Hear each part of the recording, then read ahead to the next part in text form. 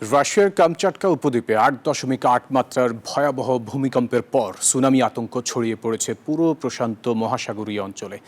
Japan থেকে যুক্তরাষ্ট্র পর্যন্ত বিস্তীর্ণ উপকূল জুড়ে জারি করা হয়েছে সর্বোচ্চ সতর্কতা। এরই মধ্যে জাপানে আছড়ে পড়েছে সুনামির প্রথম ঢেউ।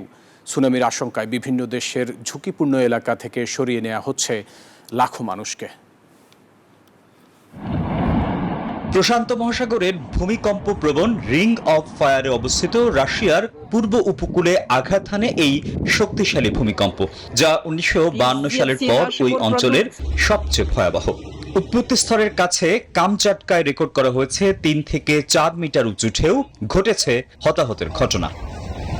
বান্ডেল থাকলে প্রতি সেনমানিতে টাকা বাঁচবে। বিকাশ সেনমানি বান্ডেল কিনে জিতুন প্রতি লেনদেনে।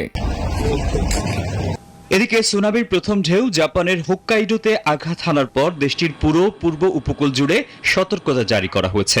2011 সালের ভয়াবহ স্মৃতি মাথায় রেখে উঁচু ও নিরাপদ আশ্রয়ে সরে যাচ্ছেন বাসিন্দারা। পরবর্তী ঢেউগুলো আরও বড় হতে পারে বলে সতর্ক করেছে প্রশাসন।